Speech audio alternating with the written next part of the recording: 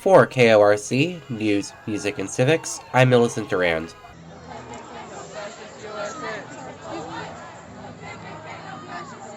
Hundreds of students from local high schools and local middle schools walked out of their classes on Friday, January 16th, to demonstrate against the actions of immigration and customs enforcement.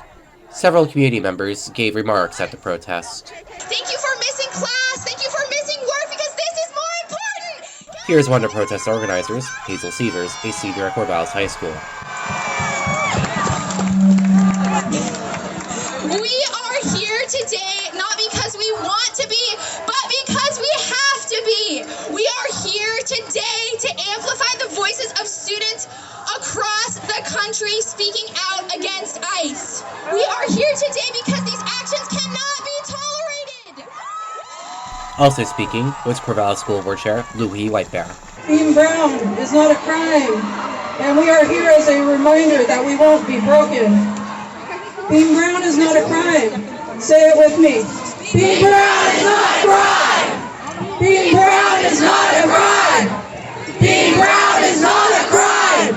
That is why we are here today. We say to those who would choose to harm us, or those who care about, that we will not be broken.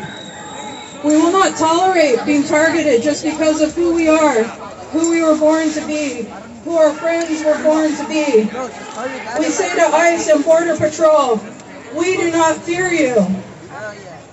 I look out and see the beauty of our community and the strength of unity. I see before me the next generation of those willing to stand against injustice. Those that my generation fought hard for, so your voices and your rights would stay strong, just like my elders and ancestors did for me. You are the ones carrying the light forward for our collective humanity. This is what intergenerational resistance looks like. Corvallis High School senior Chelsea Cordero. My name is Chelsea Cordero, and I am the daughter of immigrants.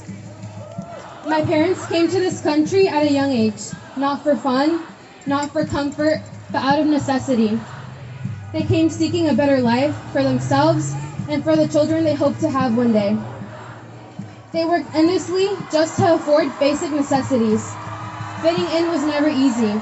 Their immigration process was dangerous, uncertain, and full of risk. I hope that alone tells you something important. Immigrants do not come here because they want to. They come here because they need to. And we deserve to be here. Many immigrants came here to give their children opportunities they never had, to escape poverty, violence, and hopelessness. We are taught that this country is built on freedom, yet today, many families live in constant fear. Fear of being separated, fear of being taken from their homes, their jobs, their neighborhoods. People, fathers, mothers, children are being forcefully removed, families violently torn apart. This did not begin with one incident. It is not an isolated problem we can ignore, and it will not end unless we speak up. When fear becomes part of daily life, something is deeply wrong. ICE claims to fight crime, but what we are seeing is not justice. It is profiling, racism, approaches that create fear in communities instead of safety. They are not protecting communities, they are targeting them. Innocent people are taken, bystanders are harmed, entire communities are traumatized. Instead of creating safety, these actions create chaos. Instead of protecting families, they break them. Instead of moving America forward, we are moving backwards, away from the values this country claims to stand for. Our Constitution tells us that no one is above the law, but it also promises basic rights and protections for people. If we stay silent while those rights are taken from some, we risk losing them for everyone.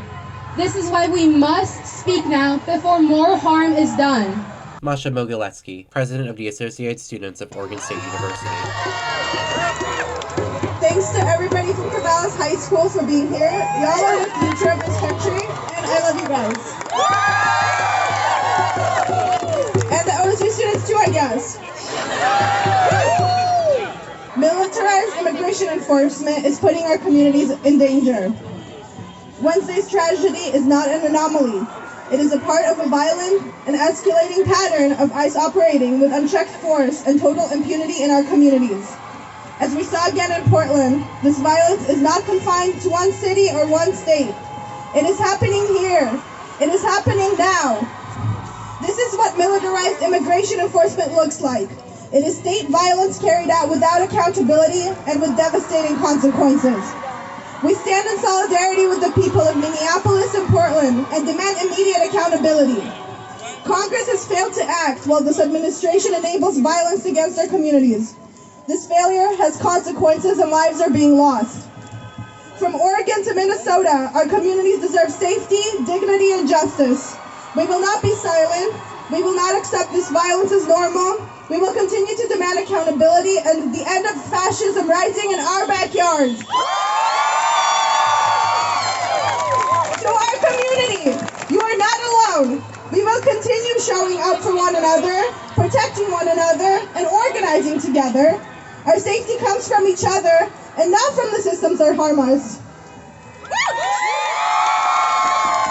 And as a great woman once said, go birds, ICE, and free Palestine!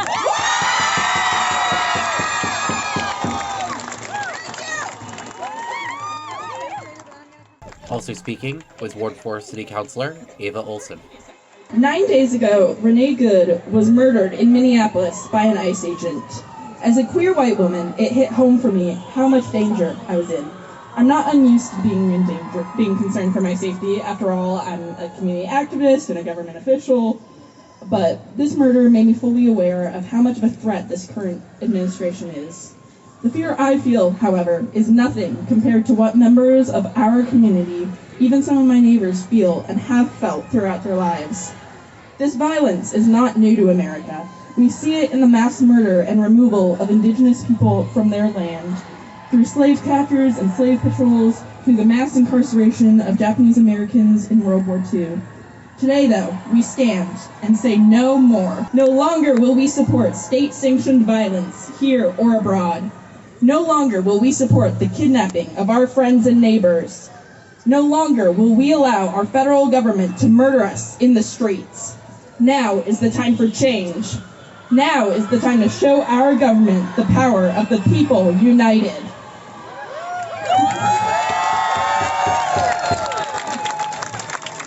By standing here today, you all are joining in with the cries of people before you, screaming that we will not allow our communities to be destroyed by state violence. Our communities, friends, loved ones, all deserve peace, and we will fight until they can live without the threat of harm. Today, we protect our community. So in the strongest terms possible, we say, ICE, la migra, no ICE, no KKK, and no fascist USA. Corvallis High School senior Sean Griffith. On July 4th this year, our country will be celebrating its 250th year anniversary. Let's give it up for that, y'all. All right. It has been 250 years since we threw off the yoke of Britain. 250 years since all men were declared free. 250 years since the founding of our great nation. But that sacred freedom is not invulnerable. It takes every single American's criticism to keep the government to the promise to the people. As Thomas Jefferson said, evil triumphs when good men do nothing. And that is why we are here today. To make our voices heard. ICE's reckless deportation of over 600,000 immigrants has gouged the Constitution, and we must unite to fight against it. U.S. citizens do not have to prove their citizenship.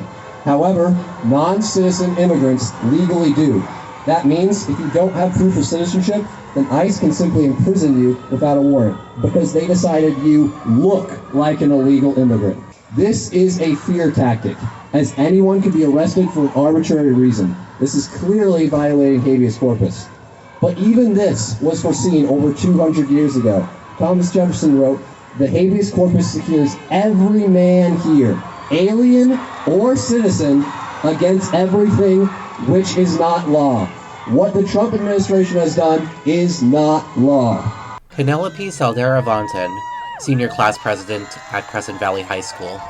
I recently read a book called The Soul of America by John Meekham, and it was recommended to me by my good friend Patrick, shout out Patrick, because we found ourselves feeling a continuous sense of hopelessness when we turned towards our government.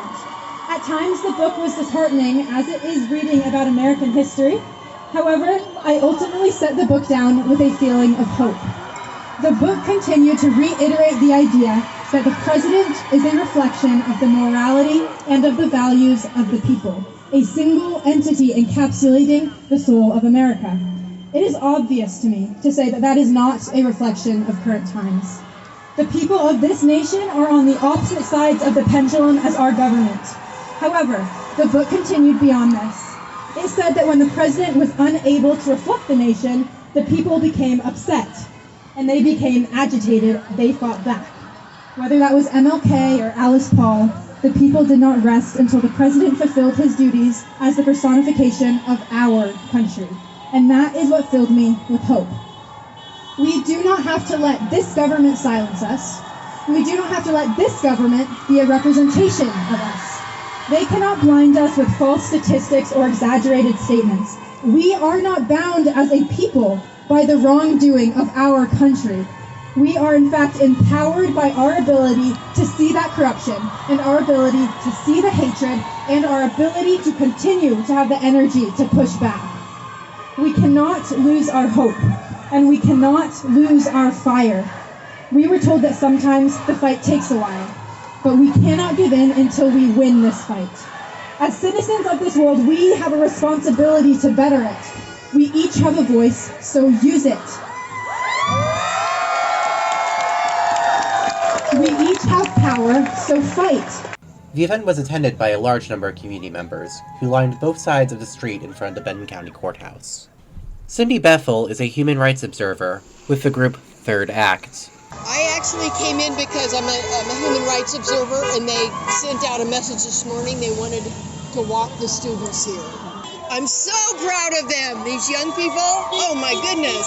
I told them this morning, they're really starting their life well. Learning how to lead something that is so meaningful, you know. While the protests remained peaceful, there was at least one incident where protesters threw eggs at a vehicle in response to alleged heckling from the driver, including name-calling and flipping protesters off. Dominique is a member of the Corvallis community who turned out to the protest. These kids are amazing, and they're patriotic, and they are representing their First Amendment rights. We all need to practice our rights. We have to respect people who we disagree with, but grown adults should not roll through, flipping off children, calling them slurs, calling them names. Like, this is their right. Nothing in United States history gets done without protests, without walkouts, without opposition, and that's all they're doing, is that they're just practicing it. And then I'm just here kind of parenting them, making sure that they're knocking it off when they need to. I had to direct traffic earlier, but it is peaceful. It's peaceful, it's fun. My kids can. He wouldn't be out here if I didn't trust the community. As protesters made their way back to their schools before their 6th period classes started, the protesters made their message loud and clear. We are here for each other, and that there is still hope and joy in this world. We cannot let these fascist, power-hungry, so-called leaders break our communities apart. Reporting from downtown Corvallis, this has been Millicent Durand for KORC News, Music, and Civics.